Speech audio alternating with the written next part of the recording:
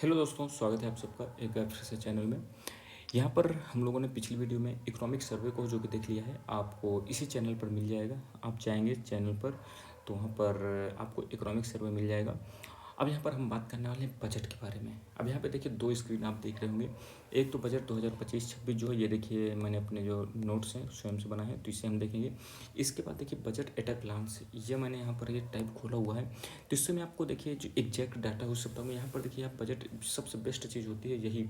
आपको देखिए पूरा लगभग 300-400 पेज का पढ़ना जो निकलता है ना बजट पूरा, उसे आपको पढ़ने की जरूरत नहीं होती। उसमें आपको समझ में नहीं आएगा कि हमें क्या पढ़ना है और हमारे एग्जाम के लिए क्या महत्वपूर्ण है। लेकिन जो बजट एट अ ग्लांस निकलता है, ये आपके लिए बहुत महत्वपूर्ण होता है।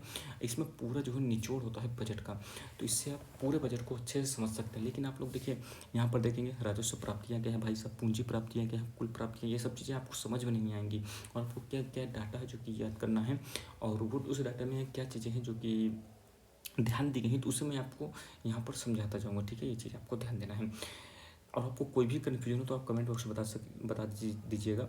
यदि आपको लगता है कि इनमें आपके टर्मिनोलॉजी में कोई समस्या है, तो मैं आपको एक अलग से वीडियो लूँगा जिसमें हम बजट में जो भी शब्दावली होती हैं, जैसे राजस्व प्राप्तियाँ क्या होती हैं, कर राजस्व क्या होता है, पूंजी प्राप्तियाँ क्या होती हैं, कुल प्राप्तियाँ किसे कहते हैं, हम प्रभावी पूंजी व्यय किसे कहेंगे, हम राजस्व घाटा किसे कहेंगे, हम तो इन सब चीज़ों को हम अच्छे से देख लेंगे।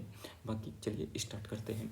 निर्मला सीतारमण जी ने, जो हमारी वित्त मंत्री हैं, 8वीं बार है जो कि बजट पेश किया है। ठीक है, ये चीज़ आपको ध्यान देना है। और यहाँ पर देखिए जर्नी ऑफ डेवलपमेंट की बात करें तो इस जर्नी ऑफ डेवलपमेंट में द फ्यूल किसे कहा गया है, तो रिफॉर्म्स को कहा गया है। जो हम लोग रिफॉर्म्स करेंगे, सुधार करेंगे। गाइडिंग स्पिरिट किसे कहा गया है, इंक्लूसिविटी को यानी समावेशिता को कहा गया है। डेस्टिनेशन, हमारा जो लक्ष्य है ये क्या है, विकसित भारत बनाना। विकसित भारत हमें कब तक बनना है, तो 2047 तक है हमें विकसित भारत है जो कि बनना है।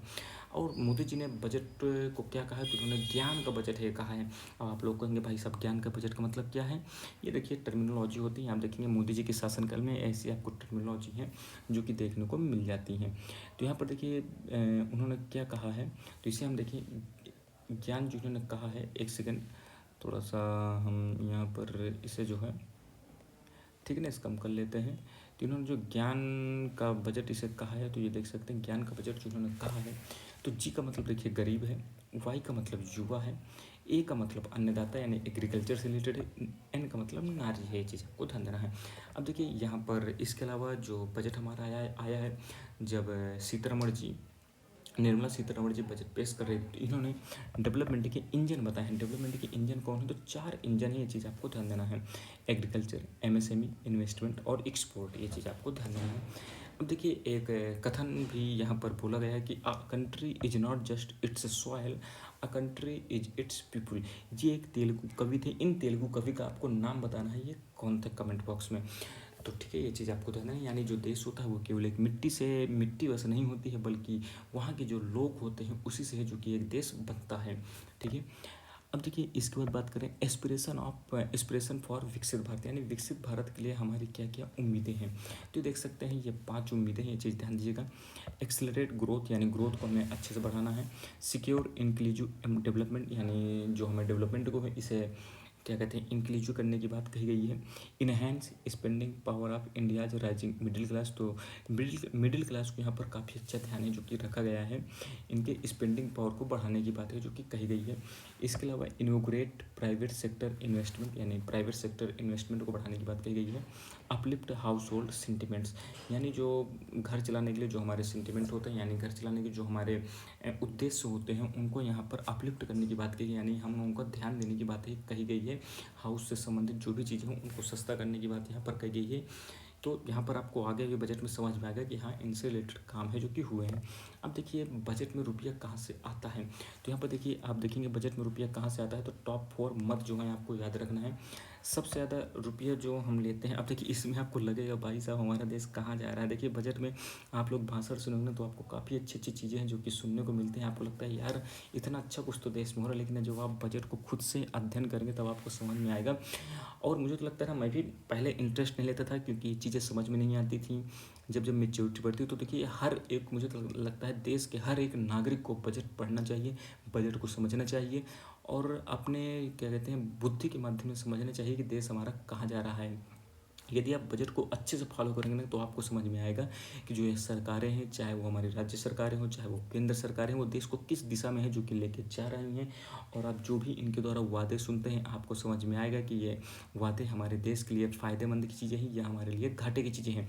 दिल्ली का चुनाव आप देख रहे हैं, वहाँ पर काफ़ी ज़्यादा फ्री बीज बांटे जाने की बात की जा रही है, चाहे वो कांग्रेस की पार्टी हो या बीजेपी की पार्टी हो, चाहे वहाँ आम आदमी पार्टी जो सरकार में, उसकी भी आप योजनाएं देखेंगे वो कैसे फ्री बीज बांट रही हैं। तो आपको इससे समझ में आएगा कि वो सब फ्री बीज कहाँ से आ रही हैं। आप देख सकते हैं बजट में जो रुपया होता है, यानी मान लीजिए आप 100 रुपये, एक सेकंड, आप मान लीजिए यहाँ पर 100 रुपये कमा रहे हैं, तो 100 रुपये जो है आपका कहाँ से आ रहा है, तो आपको इसमें देखिए समझ में आएगा कि 100 रुपये कहाँ से आ रहा है। 100 रुपये में आपको मैं एग्जाम्पल बता रहा हूँ। 100 रुपये यदि आपका क्या कहते हैं बजट है, तो बजट में देखिए जो 100 रुपये में से 24 रुपये कहाँ से आती हैं, बोरोइंग, यानी हम जो उधार लेते हैं, चाहे वो RBI से हो, चाहे वो बैंकों से हो, या हम विदेश से जो उधार लेते हैं वर्ल्ड बैंक से या IMF, जिससे भी लेते हैं इंस्टीट्यूशन से, ये आपका उधार होता है। 100 में से 24 रुपये हम उधार लेते हैं। हमारी जो क्या कहते हैं, हमारा जो बजट बनता है 100 में से 24 रुपये, समझ रहे हैं। इसके अलावा जो 22 रुपये है ये इनकम टैक्स से आता है। इसके अलावा जो 18 रुपया है ये GST टैक्स से आता है। कॉर्पोरेट टैक्स जो है ये मात्र 17% है। आप देख सकते हैं कॉर्पोरेट टैक्स चौथे नंबर पर आ गया। कितना भयंकर ये लोग कमाते हैं। ये बड़ी बड़ी जो प्राइवेट कंपनीज है वही कॉर्पोरेट टैक्स होती हैं। इनकम भाई सब GST टैक्स से ऊपर तो इनकम क्या कहते हैं कॉर्पोरेट टैक्स होना चाहिए था। और यदि नहीं है तो कम से कम भाई साहब आप प्राइवेट एम्प्लॉयज़ की सैलरी तो बढ़ाओ। आप देखेंगे 10-10 साल से भाई साहब उनकी जो सैलरी हाइक ना, मिनिमम हाइक जो होता है, यानी पहली बार जो प्राइवेट नौकरी करने जाते हैं उनको आज तक वही 20-25 हज़ार से ऊपर भाई साहब सैलरी ही नहीं उनकी बढ़ रही है। और वर्कलोड कितना है ये आप लोग खुद जानते हैं जो प्राइवेट कंपनी में काम कर रहे हैं। अब देखिए यहाँ पर हम देखें, ये आप देख सकते हैं रुपया कहाँ से आता है, ये भी आप यहाँ पे देख लेंगे। यहाँ पर जो दिया हुआ है आप देखिए, जो हमारा बजट है यह देख सकते हैं रुपया कहाँ से आता है। तो यहाँ पर ये देखिए बोरिंग, जैसे कि मैंने आप तो 24 रुपये लगभग, यानी 24 पैसे, 100 रुपये, 1 रुपये का यदि हमारा बजट है तो 1 रुपये में देखिए 24 पैसे जो है ये बोरिंग से आता है, यानी जो मैंने बताया आपको उधार से आता है। इसके अलावा 24 के बाद देखिए यहाँ पर अगला क्या है, 22% देख सकते हैं। सबसे बड़ा पाई यही है, 22% ये इनकम टैक्स से आता है। 22% के बाद आप देखेंगे तो यहाँ पर देखिए GST टैक्स से 18% आता है। इसके बाद देखिए कॉर्पोरेट टैक्स जो होता है ये 17 पैसे जो इसके आते हैं, ये हो गए कॉर्पोरेट टैक्स के बाद आप देखेंगे तो अगला यहाँ पर देखिए नॉन टैक्स रिसिप्ट से, ये आपको उतना ध्यान देने की जरूरत नहीं है, ठीक है। इतना बस आपको टॉप 4 आप याद रखिए, बस हो गए, इतना ही आपके लिए पर्याप्त है। अब देखिए रुपया कहाँ जाता है ये भी आप समझ लीजिए, रुपया कहाँ जाता है। यहाँ पर देखिए आपको ये चार्ट से भी समझ में आएगा। बाकी हम लोग यहाँ पर तो मैंने आपको जो टॉप 4 है वो आपको याद रखना है, इसी से क्वेश्चन आपका 100% बन जाएगा। अब देखिए टॉप 4 मध्य जहाँ पर रुपया जाता है, जहाँ पर इस बजट में जो भी हमने रुपया एलोकेट किया है वो कहाँ खर्च होगा। तो आप देखिए यहाँ पर state share of tax and duties, यहाँ पर देख सकते हैं 100 रुपये यदि हमारा बजट हमने बनाया है तो 22 रुपये हम कहाँ भेज देंगे, राज्यों को दे देंगे कि आप लोग अपने देश में क्या कहते हैं अपने राज्य में विकास करिए, राज्य में जो योजनाएं हैं उन्हें चलाइए, ठीक है। तो 100 में से 22 रुपये स्टेट्स को चला जाएगा। इसके बाद 20% यानी 20 रुपया भाई साहब इंटरेस्ट पेमेंट, जो हमने अभी बोरोइंग उधार ली थी तो ये 20% इंटरेस्ट पेमेंट में चला जा रहा है। मूलधन नहीं हम दे रहे हैं, इंटरेस्ट पेमेंट जो ब्याज हम चुकाएंगे, जो हमने टैक्स लिए, जो हमने क्या कहते हैं उधार लिया, वो 20% हमारा 100 में से 20 रुपये कहाँ चला जाता है, ब्याज में चला जाता है, आप समझिए। इसके अलावा सेंट्रल सेक्टर जो एक स्कीम्स हैं, जो केंद्र आधारित जो योजना है 16% जो है तीसरा मध्य इसी में आता है। जैसे आप देखते हैं चाहे वो आयुष्मान भारत मिशन हो या स्वच्छ भारत मिशन हो और भी विभिन्न मिशन जो है, ये सब चीज़ें हैं सेंट्रल सेक्टर की स्कीम होती हैं, ठीक है।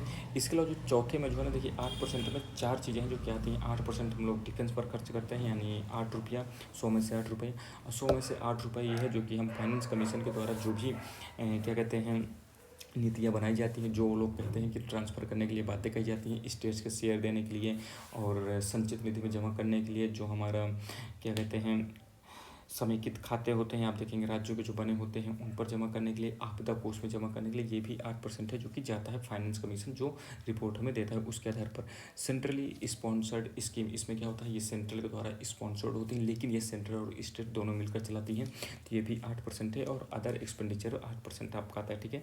यहाँ पर आप मैप में भी है जो कि आप देख सकते हैं यहाँ पर, ठीक है, इन सब चीज़ों को अच्छे से। अब देखिए बजट की बात करें, अब यहाँ पर देखिए बजट के बारे में आपको ऊपर आएंगे हम इसमें, तो ये आप लोग देखेंगे, ठीक। अब देखिए बजट, आप कहेंगे कि बजट हमारा कितना है, तो यहाँ पर ध्यान दीजिएगा बजट जो है, बजट का आकार ध्यान दीजिएगा। कुल बजट हमारा कितना है, 50.6 लाख करोड़ है, जो कि अनुमान किया गया है, ठीक है। ये बजट हमने बनाया है इस बार कि इस बार जो आने वाला जो फाइनेंशियल ईयर होगा, जो 1 अप्रैल से शुरू होगा, तो इतना हम लोग खर्च करेंगे, 50.6 लाख करोड़। अब आपको यहाँ अंदर की बात बताऊंगा, आप लोगों को समझ में आएगा। देखिए बजट जो हमारा बनता है, ये देखिए राजस्व बजट और पूंजीगत बजट, जो रिवेन्यू बजट और कैपिटल बजट के रूप में इसे हम भाग कर देते हैं, तो उससे विभाजित कर देते हैं बजट को। जो राजस्व बजट होता है, देखिए राजस्व बजट में राजस्व प्राप्तियाँ आती हैं, जो हम प्राप्तियाँ प्राप्त करते हैं, और जो राजस्व व्यय होता है, जो हम खर्च करते हैं। पूंजीगत बजट भी आपका पूंजीगत प्राप्तियाँ और पूंजीगत व्यय। देखिए इसमें दो चीज़ें बहुत इंपॉर्टेंट है, अक्सर आपके ये कथन में क्वेश्चन पूछ लेता है। राजस्व प्राप्तियाँ अच्छी चीज़ है, राजस्व प्राप्तियाँ प्राप्त हो रही अच्छी चीज़ है, और पूंजीगत जो व्यय कर रहे हैं ये भी अच्छी चीज़ है, लेकिन राजस्व व्यय और पूंजीगत प्राप्तियाँ ये दोनों देश के लिए बुरी होती है, ये दोनों निगेटिव होती हैं। अब आप कहेंगे राजस्व प्राप्तियाँ क्या है, तो भाई साहब राजस्व प्राप्तियाँ जो आप टैक्स से प्राप्त करते हैं, ये सब चीज़ें जो हैं, इनकम टैक्स हो गया, ये सब चीज़ें इनकम टैक्स, ये आपका क्या कहते हैं, और इसमें क्या है देख सकते हैं, यहाँ पर बात करें तो इनकम टैक्स वगैरह इसी में आते हैं, और कर भिन्न राजस्व जो नॉन टैक्स रेवेन्यू है, ये सब आपके इसी में आते हैं, ठीक है। जो टैक्स वगैरह प्राप्त करते हैं राजस्व प्राप्ति होती है। आप कहेंगे राजस्व व्यय क्या है, राजस्व व्यय भैया जो सैलरी आप देते हैं, पेंशन जो आप देते हैं, ये आपका क्या है, राजस्व व्यय होते हैं। और अगर आपकी इकोनॉमी को अच्छा परफॉर्म करना है, तो ये एक इकोनॉमी में कहा जाता है कि राजस्व व्यय किसी भी देश का कम होना चाहिए, बढ़ना नहीं चाहिए। पूंजीगत प्राप्तियाँ कहेंगे अच्छी है कि बुरी है, भाई साहब बुरी है। आप कहेंगे पूंजीगत प्राप्तियाँ हैं क्या, आप देखते हैं ना, सुनते हैं कि हमारी सरकार ने भाई साहब इस बैंक को बेच दिया है, इसको जो है प्राइवेट बना दिया है, इसको इनके जो बैंक थे इसके इतने परसेंट शेयर बेच दिए। एलआईसी के बारे में आपने सुना था कि एलआईसी को प्राइवेट करने जा रही है। यानी कोई भी देश जो होता है, जब अपनी वो संपत्ति को बेचने का काम करता है, तो भाई साहब उसे पूंजीगत प्राप्तियां हैं, जो कि हम कहते हैं उसके माध्यम से जो रुपये मिलता है वो प्राप्ति है। आप कहेंगे पूंजीगत व्यय क्या है, तो पूंजीगत व्यय होता है कैपिटल एक्सपेंडिचर। जैसे आप कोई बैंक बना रहे हैं, या आप कोई हेल्थ सेंटर बना रहे हैं, या आप कोई कॉलेज खोल रहे हैं, या आप कोई रोड बना रहे हैं, तो ये पूंजीगत प्राप्तियाँ होती हैं। यानी जो हम इंफ्रास्ट्रक्चर तैयार करते हैं वो ये होता है।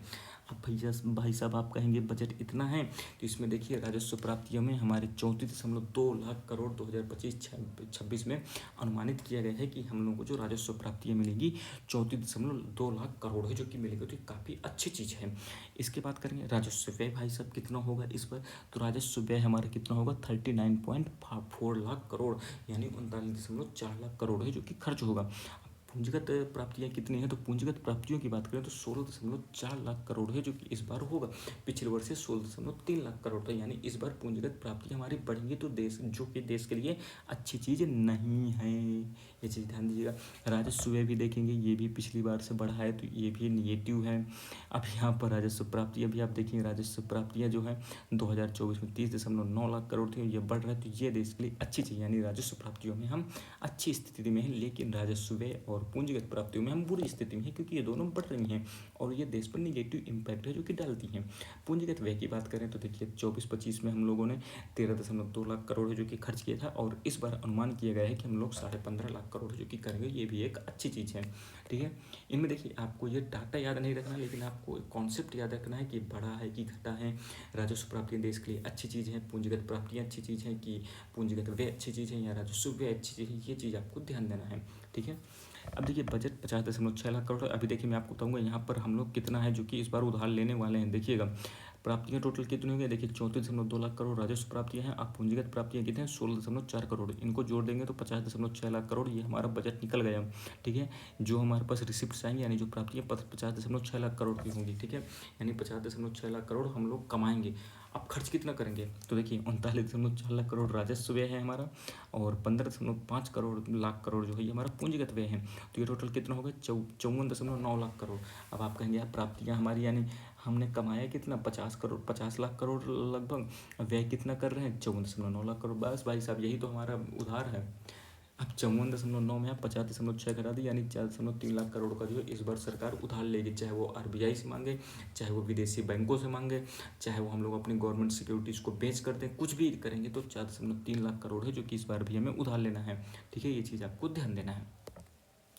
अब देखिए डिफिसिट ट्रेंड की बात करें, जो हमें राजस्व घाटा होता है, तो यहाँ पर एक सेकंड देखें, इसमें राजस्व घाटा वगैरह में हमें दिया गया है कि नहीं दिया गया है चीज़ें, ये देखिए बिल्कुल दिया गया है। तो यहाँ पे देखिए राजस्व घाटा फिजिकल डिफिसिट की बात करें तो फिजिकल डिफिसिट हमारा इस बार कितना रहने वाला देख सकते हैं 4.4%, जो कि इस बार अनुमान किया गया है 2025-26 के लिए। वहीं पर रेवेन्यू डिफिसिट जो है राजस्व घाटा ये 1.5% है जो कि होने वाला है, और ये लगातार कम हो रहा है, ये एक अच्छी चीज़ है। यहाँ पे देख सकते हैं राजकोषीय घाटा 23-24 में 5.6 था, और संशोधित अनुमान जो देखिए जो अनंतिम आंकड़े आए हैं 2024-25 के, देखिए 4.8% है, और वर्तमान में 4.4%, यानी ये घट रहा है लगातार, ये अच्छी चीज़ है। राजस्व घाटा भी आप देखेंगे 2023-24 में 2.6 था, और 2024-25 में 1.9 था, और देखिए 2025-26 में अनुमान किया गया है कि 1.45% जो कि रहेगा, ये भी एक अच्छी चीज़ है। अब यहाँ पर देखिए इफेक्टिव रेवेन्यू डिफिसिट, पहले देखिए फिजिकल डिफिसिट और रेवेन्यू डिफिसिट बस जो कि आपके एग्जाम में पूछा जाता था, लेकिन वर्तमान में काफ़ी ज़्यादा ट्रेंड चल रहा है इफेक्टिव रेवेन्यू डिफिसिट, जिसे हम ERD है जो कि कहते हैं। तो देखिए ये आपका 0.3% है जो कि होने वाले, ये भी एक अच्छी चीज़ है। देख सकते हैं पहले 1.6 था, 1.6 से 1% आया, 1%, ये 0.3% है जो भी आ गया है। अब आप कहेंगे भाई साहब ये इफेक्टिव रेवेन्यू डिफिसिट है क्या, तो इसे हम प्रभावी राजस्व घाटा जो कि कहते हैं। इसमें देखिए राजस्व घाटे में जो रेवेन्यू डिफिसिट है, इसमें से हम क्या घटा देंगे, राज्य अनुदान से जो अवसंरचना बढ़ती है, यानी जो हम राज्य को शेयर देते हैं उससे जो वो इंफ्रास्ट्रक्चर तैयार करते हैं, तो उसको आप घटा दीजिए, क्योंकि भाई वो उससे क्या हो रहा है, हमने तो क्या कहते हैं जो राज्यों को रुपये थे वो तो हमने सोचा कि ये हमारे राजस्व घाटा है, यानी राजस्व व्यय है, लेकिन उससे राज्य ने क्या किया, उससे इंफ्रास्ट्रक्चर अपना तैयार कर लिया, तो उसे हम माइनस कर देंगे तो वो इफेक्टिव रेवेन्यू डिफिसिट कहलाएगा। तो ये आपका 0.3% है जो कि होने वाला है, जो कि अच्छी चीज़ है। अब देखिए प्राइमरी डिफिसिट की बात करें तो पहले तो देखिए प्राइमरी डिफिसिट है क्या, तो देखिए राजकोषीय घाटा जो होता है यानी फिजिकल डिफिसिट जो होता है, उसमें आप ब्याज अदायगी को घटा दीजिए, क्योंकि ब्याज भाई साहब यही गवर्नमेंट बस मतलब लोन वगैरह जो लिए हैं, जो हमारे ऊपर कर्ज है, इसी गवर्नमेंट ने थोड़ी ना लिया है, पुरानी गवर्नमेंट से चला रहा है 1950-51 से। तो सरकार कहती है कि भाई साहब ये तो लोन चल रहा है, अगर हम इसे हटाएं, क्योंकि ये हमारी बस गलती थोड़ी नहीं, पुराने समय से चल रहा है जिसका हम ब्याज चुका रहे हैं, तो इसको यदि हम हटा दें राजकोषीय घाटा को, तो इसी को हम प्राइमरी डिफिसिट है जो कि कहते हैं, यानी प्राथमिक घाटा। तो ये कितना है 0.8% है, यानी ये भी आप देखेंगे लगातार घट रहा है। 2 से क्या हुआ 1.3 पर आया, 1.3 से 0.8 पर आया, यानी हम डिफिसिट वाली चीज़ में यानी घाटों वाली स्थिति पर हमारा जो ट्रेंड है वो पॉजिटिव है, यानी हम धीरे धीरे ये कम हो रहा है, ये एक अच्छी चीज़ है। अब देखिए यहाँ पर और क्या चीज़ें जो आपके लिए महत्वपूर्ण हैं, तो यहाँ पर देखिए घाटे की प्रवृत्ति, ठीक है, ये हमने आपको बता दिया, इससे आपको इतना डाटा बस याद रखना, और चीज़ें आपको नहीं ध्यान देना है, ठीक है। ये भी आप इसे छोड़ सकते हैं, उतना कुछ महत्वपूर्ण नहीं है। अब देखिए टैक्स इन, इसे भी आप छोड़ दीजिए, इतना महत्वपूर्ण है। देखिए भारत सरकार के व्यय की बात करें ना, मेजर एक्सपेंडिचर, तो यहाँ पर आप देख सकते हैं जो इस्टेब्लिशमेंट एक्सपेंडिचर क्या होता है, इस्टेब्लिशमेंट यानी सरकार को चलाने के लिए कितना खर्च होगा भाई साहब, 8,68,096 करोड़, इतना रुपया है इस सरकार को चलाने के लिए। जो भी आप देखते हैं मशीनरी लगती है, जो भी अधिकारी होते हैं उनकी पेंशन, उनके क्या कहते हैं सैलरी वगैरह, जो भी आप मंत्रालय चलते हैं, इतना खर्च होगा। योजनाओं में इस बार भाई साहब केंद्रीय सेंट्रल सेक्टर स्कीम जो है कितना खर्च करेंगे, 1.62 लाख करोड़, ठीक है। इसके अलावा बात करें देखिए ब्याज भुगतान पे हम 12 लाख करोड़ है, जो कि 1 सेकेंड भाई साहब, हाँ 12 लाख करोड़ है जो कि ब्याज भुगतान पर खर्च होगा, ठीक है। इसके बाद और देखिए बात करें इसमें, देखिए पूंजीगत व्यय देखिए आप ध्यान दीजिएगा, कैपिटल एक्सपेंडिचर इस बार कितना है, 11.2 लाख करोड़ है जो कि रखा गया है, ये चीज़ आपको ध्यान देना है, ठीक है। टोटल देख सकते हैं 15 भाई साहब यहाँ पर क्या है, टोटल एक्सपेंडिचर कितना है, तो 15.4, यानी कैपिटल एक्सपेंडिचर पर हम 15.4 लाख करोड़ जो कि खर्च करेंगे। अब देखिए यहाँ पर ये देख सकते हैं एक्सपेंडिचर जो है हमारा लगातार है जो कि बढ़ रहा है, ये चीज़ आप देख सकते हैं, ठीक है। और आगे की बात करें यहाँ पर देखिए पूंजीगत व्यय भी है जो लगातार बढ़ रहा है, ये अच्छी चीज़ होती है, कैपिटल पर हम इन्वेस्ट कर रहे हैं यानी खर्च कर रहे हैं, जो कि अच्छी चीज़ है। तो यहाँ पर देखिए पूंजीगत व्यय देख सकते हैं लगातार आपका ऐसा चल रहा है, ये भी एक अच्छी चीज़ है, ठीक है। अब देखिए प्रमुख मदों पर एक्सपेंडिचर यानी जो हम खर्च कर रहे हैं कहाँ कहाँ पर है, जो कि कितनी क्या चीज़ें हैं जो कि खर्च करें, ये आपको ध्यान देना है। देखिए पेंशन पर हमारा कितना खर्च हो रहा है, 2.76 लाख करोड़ जो पेंशन पर चला जाएगा, डिफेंस पर ध्यान दीजिएगा। डिफेंस पर हम कितना खर्च करें, 4.91 लाख करोड़। देख सकते हैं आप डिफेंस पर कितना, 4.91 लाख करोड़। सबसे ज़्यादा डिफेंस पर खर्च करें मेजर एक्सपेंडिचर में। ठीक है, ब्याज ब्याज तो सबसे ऊपर आता है, लेकिन उसके बाद जो है इंपॉर्टेंट में ध्यान देखिए, डिफेंस में हमारा कितना है, 4.91 लाख करोड़ है। इसके बाद देखिए बात करें रूरल डेवलपमेंट में, हमने 2.66 लाख करोड़ है जो कि खर्च करेंगे। ठीक है, और रूरल देखिए ग्रामीण विकास में देख सकते हैं, ये देख सकते हैं 2.66 लाख करोड़। ठीक है, इसके बाद देखिए होम अफेयर्स यानी गृह मंत्रालय में हम कितना खर्च करने वाले हैं, तो देख सकते हैं 2.33 लाख करोड़। ये देखिए यहाँ पर ये देख सकते हैं 2.33 लाख करोड़ गृह विभाग में। ठीक है, एग्रीकल्चर में कितना खर्च होंगे, 1.71 लाख करोड़। एजुकेशन पर 1.28 लाख करोड़। हेल्थ पर 98,000 करोड़ के आसपास। भाई साहब एजुकेशन और हेल्थ में ना मुझे तो लगता है और ज़्यादा खर्च करने की जरूरत है, क्योंकि अगर देखिए जीडीपी हमारी 50 लाख करोड़ है, एजुकेशन पर मात्र कितना खर्च हो रहा है, आप सोच कर देखिए। 50 में आप 1.28, भाई साहब इतना कम खर्च कर रहे हैं, कुछ कहने को नहीं। इस पर कम से कम नहीं भाई साहब 5% तो हमें अपनी जीडीपी का खर्च करना ही चाहिए, क्योंकि एजुकेशन क्या है, ये हमारे देश की नींव है। आप इसी पर अच्छे से खर्च नहीं कर पा रहे हैं, लेकिन क्या बताएं कुछ कर, क्योंकि देखिए सब्सिडी वगैरह में हम बहुत ज़्यादा देते हैं। सब्सिडी आप देखेंगे ना, टोटल सब्सिडी आप जोड़ लेंगे यहाँ पर, सब्सिडी में आप देखिए यानी देखिए 1.6 लाख करोड़ हम किसी में फर्टिलाइजर में दे देते हैं। फूड पर 2 लाख करोड़, खाद्य पर, और इसके अलावा पेट्रोलियम पर कितना देते हैं, 12,000 करोड़। भाई साहब इतना ज़्यादा हम लोग सब्सिडी देते हैं, बड़ा एक खर्च है जो कि सब्सिडी पर भी हम खर्च करते हैं। उसका कारण क्या है ना, क्योंकि जो उर्वरक वगैरह हो, खाद्य वाली चीज़ें हैं, इनको कंट्रोल करने के, इनके प्राइस को कंट्रोल करने के लिए कि आम जनता पर ज़्यादा खर्च न बढ़े, इसके कारण से सरकार भी मजबूर हो जाती है कि सब्सिडी देनी पड़ती है। अब देखिए टैक्स स्लैब जो है, टैक्स स्लैब कितने कर दिए गए हैं, 1 2 3 4 5 6 7 टैक्स स्लैब है जो कि कर दिए गए हैं। 0 से 4 लाख पर 0% लगेगा, 4 से 8 लाख पर 5%, 8 से 12 लाख पर 10%, 12 से 16 लाख पर 15%, और 16 से 20 लाख जिनकी आयु होगी उन्हें 20%, 20 से 24 लाख पर 25%, और 24 लाख से अधिक जिनकी आयु होगी तो उन्हें 30% टैक्स जो कि देना पड़ेगा। और यहाँ पर जो है 12 लाख तक जो है टैक्स जो है यहाँ पर 0 कर दिया गया है, यानी 12 लाख तक आपको टैक्स नहीं लगेगा। ठीक है, ये चीज़ आपको ध्यान देना है। इससे संबंधित जो है एक इम्पॉर्टेंट बिल है जो गवर्नमेंट अगले हफ्ते लाने की बात कह रही है बजट सेशन में। ठीक है, संसद में। इसके अलावा देखिए 36 जो जीवनदायिनी दवाएं हैं उन पर जो है जीएसटी खत्म करने की बात है जो कि कही गई है।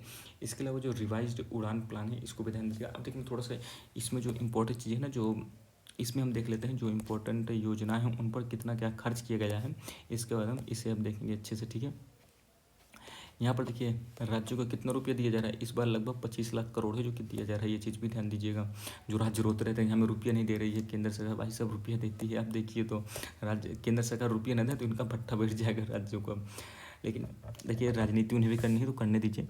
देखिए नेशनल आयुष मिशन को कितना दिया है, 1275 करोड़। ठीक है, यानी बढ़ा है पिछली बार से। इसके अलावा देखिए समग्र शिक्षा पर कितने दिया गया है, 41,000 करोड़, पिछली बार से ये भी बड़ा अच्छी चीज़ है। प्रधानमंत्री जो पोषण मिशन है, पीएम पोषण, देख सकते हैं 10,000 करोड़ था, इस बार 12,500 करोड़ है, ये भी बड़ा अच्छी चीज़ है। PM school for rising India यानी जो पीएम श्री योजना है, ये देखिए 7,500 करोड़ किया गया, ये भी बढ़ा है तो अच्छी चीज़ है। ठीक है, इसके बाद बात करें मत्स्य संपदा योजना, देखिए 1,500 से 2,465 करोड़ है जो कि बजट कर दिया गया है इसका, ये भी एक अच्छी चीज़ है। इसके बाद देखिए पीएम-एफएमआई की बात करें तो देखिए 1,200 से 2,000 करोड़, ये भी एक अच्छी चीज़ है। इसके अलावा देखिए स्वास्थ्य एवं परिवार कल्याण पर कितना 7,000 करोड़ ही है, ये उतना ही रखा गया है। इसमें आयुष्मान भारत में देख सकते हैं 9,400 करोड़ कर दिए गए, पहले से बढ़ा है, 7,600 करोड़ था ये। इसके अलावा बात करें देखिए पुलिस बल पर आधुनिकीकरण यानी पुलिस बल को सुधार करने के लिए इस पर 4,000 करोड़ समथिंग है जो कि खर्च किया गया है, ये भी एक अच्छी चीज़ है। प्रधानमंत्री आवास योजना जो शहरी है इसका बजट भी देखिए 19,519 करोड़ है, यानी 19,794 करोड़ है, ये भी एक अच्छी चीज़ है। आवास योजना जो 2.0 है शहरी में, तो इसमें देखिए 3,500 करोड़ है जो कि खर्च किए जाएंगे। अमृत योजना की बात करें तो इस पर देखिए लगभग 10,000 करोड़ है जो कि खर्च किए जाएंगे। ठीक है, इसके बाद स्वच्छ भारत मिशन जो शहरी है यहाँ पर देख सकते हैं 5,000 करोड़ खर्च करने की बात की गई है, अच्छी चीज़ है। प्रधानमंत्री कृषि सिंचाई योजना, इस पर देख सकते हैं 8,260 करोड़, अच्छी चीज़ है। इसके बाद देखिए जन विकास कार्यक्रम की बात करें तो 1914 करोड़, ये भी बड़ा, ये भी अच्छी चीज़ है। स्वच्छ भारत मिशन जो ग्रामीण है, इस पे देख सकते हैं 7192 करोड़ का बजट है। पिछले बार भी सेम था, इस बार भी उतना ही रख गया है। मनरेगा पर देखिए इंपॉर्टेंट है, कई बार एग्जाम में पूछता है। तो देखिए पिछली बार भी 86,000 करोड़ इसका बजट था, इस बार भी है जो कि 86,000 करोड़ है। दीनदयाल अंत्योदय योजना जो है, इस पर देख सकते हैं 19,000 करोड़ का बजट है, पिछली बार से बढ़ा है। प्रधानमंत्री आवास योजना जो ग्रामीण है, इसका देखिए बजट बड़ा है, अच्छा खासा बड़ा है, ये 54,000 करोड़ के आसपास है, जो कि हो गया है। ठीक है, इसको देखिए प्रधानमंत्री अजय योजना जो पीएम अनुसूचित जाति अभ्युदय योजना जो है, ये 2140 करोड़ बजट है, जो कि कर दिया गया है, ये भी एक अच्छी चीज़ है। इसको देखिए मिशन वात्सल्य योजना की बात करें तो 1500 करोड़ है, ये भी बढ़ा, ये भी एक अच्छी चीज़ है। इसके बाद देखिए मिशन शक्ति योजना की बात करें तो 3150 करोड़ है, जो कि बजट रखा गया है, ये भी एक अच्छी चीज़ है। इसके बाद बात करें देखिए मिशन दलहन के लिए कितना रखा गया है, तो 1000 करोड़ जो कि रखा है, ये नई योजना है, देख सकते हैं। ये सभी नई योजना है। कपास तकनीकी मिशन अभी हम आगे देखेंगे। सब्जी और फल मिशन, राष्ट्रीय हाइब्रिड बीज मिशन, ये नई योजनाएं हैं, इनके जरूर आप बजट ध्यान दीजिएगा, पूछ सकता है। ठीक है, मखाना बोर्ड की स्थापना के लिए 100 करोड़ रखा गया है, बिहार में रखा गया है, ये भी ध्यान दीजिएगा। इसको देखिए खाद्य सब्सिडी, देखिए देख सकते हैं भाई साहब, 11.8 लाख करोड़, पिछली बार से थोड़ा सा कम है, चिन्नू सा बस कम है, लेकिन है। इसको देखिए मिशन मेक इन इंडिया को आगे बढ़ाने के बाद 100 करोड़ है, जो कि बजट रखा गया है। विनिर्माण मिशन है, ठीक है, मैन्युफैक्चरिंग को लेकर मिशन है, ये नया मिशन है एक प्रकार से भी। इसके बाद बात करें और क्या चीज़ें हैं, देख सकते हैं अनुसंधान R&D पर कितना भाई साहब दिया जा रहा है, 14,000 करोड़ है, 15,000 करोड़ से थोड़ा सा कम। इसको देखिए प्रधानमंत्री गरीब कल्याण योजना की बात करें तो ये देख सकते हैं 2.03 लाख करोड़ है, ये भी काफ़ी अच्छा खासा भाई साहब खर्च किया जा रहा है। ऑप्टिकल फाइबर नेटवर्क जो है रक्षा सेवाओं के लिए 1456 करोड़ खर्च किया जा रहा है। ठीक है, मिशन मौसम में 1329 करोड़। ठीक, PM UPS यानी जो हायर एजुकेशन के लिए है, देखिए 1560 करोड़। ठीक, Bharat AI mission, India AI mission में भाई साहब 2000 करोड़ खर्च किया जा रहा है, ये चीज़ भी आपको ध्यान देना है। अब आगे क्या है, प्रधानमंत्री स्वास्थ्य सुरक्षा योजना पर 2200 करोड़ खर्च करेंगे। और इसमें कौन सी इम्पोर्टेंट योजना है, देखिए यहाँ पर अटल भूजल योजना पर देखिए 1780 करोड़, मेट्रो योजना पर 31,000 करोड़ के आसपास, पुलिस और संरचना में देखिए 4300 करोड़ के आसपास, PM सूर्य घर मुफ्त बिजली योजना इंपॉर्टेंट, देखिए इसके लिए 20,000 करोड़ है, जो कि बजट रखा गया है, ये भी पिछली बार से बढ़ा है। ठीक है, रेलवे के लिए देखिए नई रेलवे लाइन के लिए 32,000 करोड़ के आसपास बजट है, जो कि रखा गया है, ये चीज़ भी ध्यान दीजिएगा। और इसमें देखिए खेलो इंडिया के लिए कितना बजट रखा गया, 1,000 करोड़ है, जो कि रखा गया है, ये चीज़ भी आपको ध्यान देना है। कौशल भारत कार्यक्रम की बात करें तो 2700 करोड़ है, जो कि बजट रखा गया है। ठीक, अब देखिए हम लोगों ने ये देख लिया है, अब हम थोड़ा सा इंपॉर्टेंट चीज़ें यहाँ पर देख लेते हैं। ठीक है, जो चीज़ें आपके लिए महत्वपूर्ण थी उसे मैंने बता दिया। अब देखिए रिवाइज्ड उड़ान प्लान है, जो कि आई है, ये देखिए उड़ान प्लान आपको पता है, उड़े देश का आम नागरिक, इसका फुल फॉर्म था, 2014-15 में आई थी ये। इसमें देखिए रिवाइज्ड उड़ान प्लान जो आई है, ये अगले 10 वर्षों में 120 नए गंतव्यों को जोड़ने के लिए और लगभग 4 करोड़ यात्रियों को सेवा प्रदान करने के लिए जो कि योजना लाई गई है। और इसी के तहत बिहार में ग्रीन फील्ड एयरपोर्ट बनाए जाने की बात है, जो कि कही गई, यानी नए सिरे से नए वहाँ पर एयरपोर्ट बनाने की बात कही गई है। एनर्जी की बात करें, देखिए न्यूक्लियर एनर्जी मिशन के तहत इसमें देखिए स्मॉल मॉडुलर रिएक्टर बनाने की बात की गई है। और ये स्मॉल मॉडुलर रिएक्टर कितने बनाए जाएंगे, तो कम से कम 5 रिएक्टर बनाए जाएंगे, कब तक, 2033 तक, ये ध्यान दीजिएगा, 2033 तक 5 कम से कम है, जो कि स्मॉल मॉडुलर रिएक्टर बनाने की बात कही गई है न्यूक्लियर एनर्जी वाले। ऊर्जा परिवर्तन के लिए यानी एनर्जी ट्रांजिशन के लिए 2047 तक 100 गीगावाट तक हमें न्यूक्लियर एनर्जी बनाना है, बहुत इंपॉर्टेंट, ये चीज़ आपको ध्यान देना है। अर्बन चैलेंज फंड की बात करें, बहुत ही महत्वपूर्ण, ये 1 लाख करोड़ का कोष है, जो कि बनाया जाएगा शहरों के विकास के लिए, और इसमें 10,000 करोड़ है, जो कि आवंटित कर दिए गए हैं 2025-26 के लिए। जल जीवन मिशन की बात करें, जल जीवन मिशन आपको 2019 में शायद आता है, कमेंट बॉक्स में बता सकते हैं आप। 2028 तक है, जो इसे विस्तारित कर दिया गया है, और इसके माध्यम से 15 करोड़ घरों तक टैप वाटर पहुंचाने की बात कही गई है। गीग वर्कर्स की बात करें तो देखिए गीग वर्कर बहुत ही मतलब, गीग वर्कर्स हैं कौन, जोमेटो में आप देखते हैं, स्विगी में देखते हैं, आप अमेजन फ्लिपकार्ट में जो भी ये काम करते हैं ना, सामान देने का, खाना देने का, इसे हम गीग वर्कर्स कहते हैं। इसके अलावा जो यूट्यूब वगैरह में जो इन्फ्लुएंसिंग का काम करते हैं, ये भी गीग वर्कर्स के अंतर्गत जो कि आते हैं। तो देखिए PM स्वनिधि योजना में है, जो कि 30,000 रुपए तक का है। इसमें यूपीआई लिंक्ड लोन देने की बात है जो कि कही गई है। पीएम स्वनिधि योजना जो कि स्ट्रीट वेंडर्स को लोन देने के लिए थी। पहले इसमें 10,000 रुपये तक का लोन है जो कि दिया जाता था और अभी इसे बढ़ाकर 30,000 के आसपास कर दिया गया है। गिग वर्कर्स के लिए पहचान पत्र जारी किया जाएगा और इसी के साथ इन्हें ई श्रम पोर्टल में रजिस्ट्रेशन कराया जाएगा, जिसके माध्यम से 1 करोड़ श्रमिकों को बीमा कवरेज की बात भी कही गई है। मेडिकल एजुकेशन की बात करें तो अगले 5 वर्षों में 75,000 सीटें जोड़ने का बात है जो कि कही गई है, लक्ष्य रखा गया है अगले 5 वर्षों में। और 2025-26 में 200 कैंसर केंद्र स्थापित किए जाएंगे। ये पॉइंट ध्यान दीजिएगा, इंपॉर्टेंट है। 200 कैंसर केंद्र स्थापित किए जाएंगे 2025-26 में। नेशनल सेंटर फॉर एक्सीलेंस बहुत इंपॉर्टेंट, ध्यान दीजिएगा। एनसीए जैसे आप आईआईटी देखते हैं, जैसे आप एम्स देखते हैं, इसी की तर्ज पर युवाओं को जो है वैश्विक अवसरों में समानता लाने के लिए, यानी वहाँ पर वो कम्पीट कर सके, वहाँ पर वो रोजगार पा सके, उसके लिए 5 नए जो है नेशनल सेंटर ऑफ एक्सीलेंस स्थापित करने की बात है जो कि कही गई है। एआई के लिए, आर्टिफिशियल इंटेलिजेंस के लिए उत्कृष्टता केंद्र स्थापित करने के लिए 500 करोड़ रुपए का बजट है जो कि रखा गया है। ये चीज़ भी आपको ध्यान देना है। अटल टिंकरिंग लैब, ये देख सकते हैं सरकारी स्कूलों में ये अटल टिंकरिंग लैब है जो कि बनाई जाती हैं और इसके लिए 5 वर्षों में, जो आने वाले 5 वर्षों में सरकारी स्कूल में लगभग 50,000 प्रयोगशालाएं स्थापित करने की बात है जो कि कही गई हैं।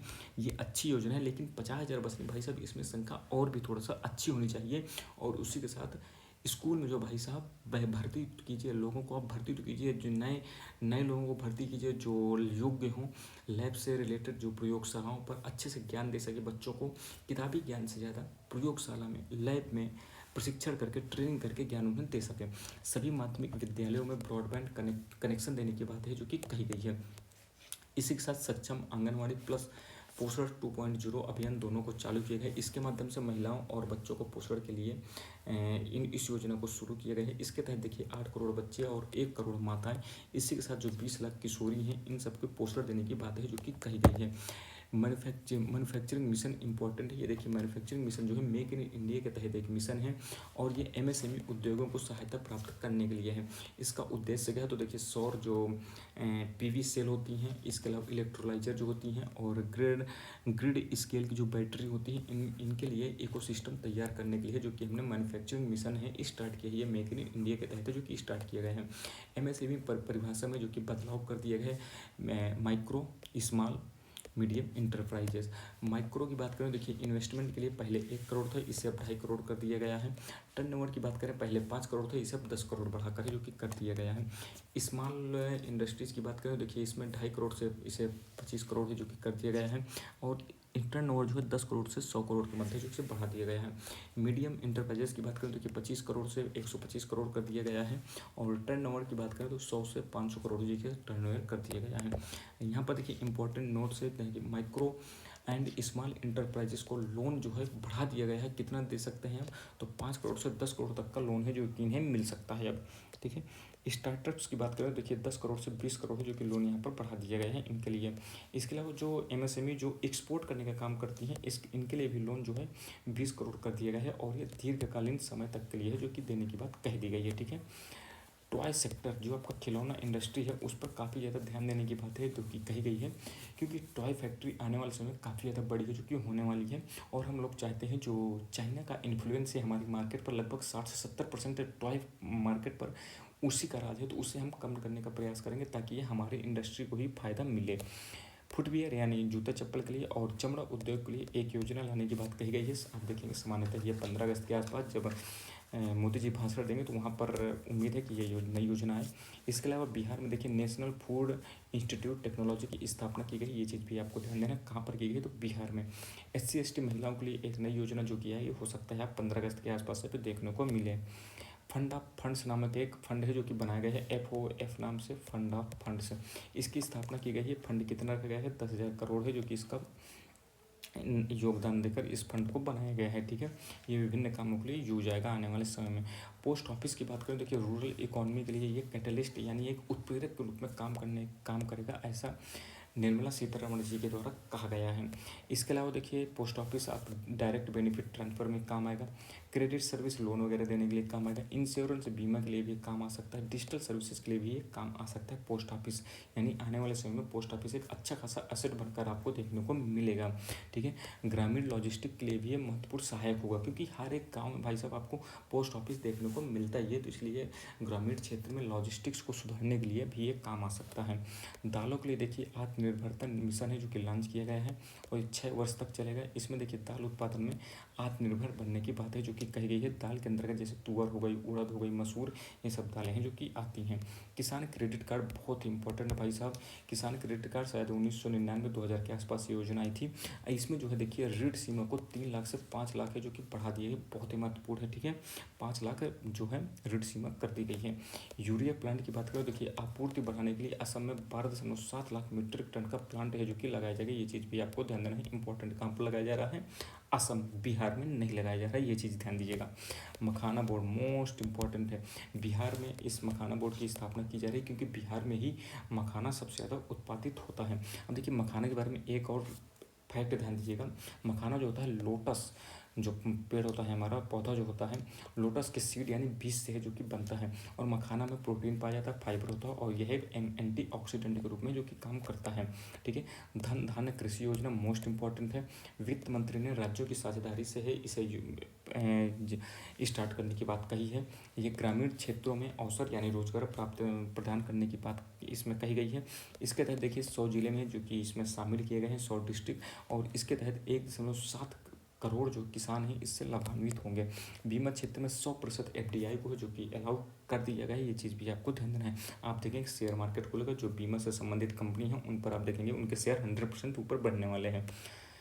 कॉटन उत्पादन के लिए एक मिशन आया है, बहुत इंपॉर्टेंट है, 5 साल के लिए आया है ये। कॉटन फार्मिंग को जो सस्टेनेबल करने की बात की गई, सस्टेन करने की बात कही और प्रोडक्टिविटी बढ़ाने की बात है जो कि इसमें कही गई है कॉटन उत्पादन में। National mission on high yielding seeds यानी हाई यील्डिंग सीड्स को बढ़ाने की बात यहाँ पर कही गई है, ये मिशन है जो कि आया है, ये चीज़ आपको ध्यान देना है। भारतीय भाषा पुस्तक स्कीम इंपॉर्टेंट है, यह स्कूल और हायर एजुकेशन की जो भी पुस्तक हैं उनको डिजिटल फॉर्म में उपलब्ध कराने के लिए ये स्कीम आई है। ठीक है, maritime development fund important है, इसमें देखिए 25,000 करोड़ का जो कि फंड है जो कि इसमें बनाया जाएगा और इसमें लगभग 49% जो है सरकार देगी, यानी लगभग 12,000 करोड़ के आसपास। ठीक है, स्वामी फंड टू मोस्ट इंपॉर्टेंट, ये क्वेश्चन बन सकता है आपसे। ये देखिए स्टार्ट होते हैं 2019 में, इसका फुल फॉर्म ध्यान दीजिएगा, special window for affordable and mid income housing fund. ये जो है देखिए हाउस वगैरह बनाने के लिए, घर वगैरह बनाने के लिए 15,000 करोड़ का बजट से है जो कि इसे क्या कहते हैं दूसरा वर्जन है जो कि इसका स्टार्ट किया गया है। ज्ञान भारतम मिशन मोस्ट इंपॉर्टेंट ये भी, यह देश की जो प्राचीन पांडुलिपि है उसके संरक्षण करने के लिए और उनके सर्वेक्षण करने के लिए, यानी उसके बारे में और जानकारी प्राप्त करने के लिए और उसका दस्तावेजीकरण करने के लिए यानी डॉक्यूमेंटेशन करने के लिए इस मिशन को ज्ञान भारतम मिशन को है जो कि लॉन्च किया गया है। तो देखिए इसके माध्यम से हमने पूरे बजट को जो आपके एग्जाम के पॉइंट ऑफ व्यू से महत्वपूर्ण पॉइंट्स बन सकते हैं उन्हें हमने कवर करने का प्रयास किया है। यदि आपको कोई भी पॉइंट लगता है कि छूट गया हो तो उसे हम अगले वीडियो में देख लेंगे। बाकी आपको कोई भी कन्फ्यूजन हो तो कमेंट बॉक्स में बताइएगा। मिलते हैं अगली वीडियो में, तब तक धन्यवाद, जय हिंद।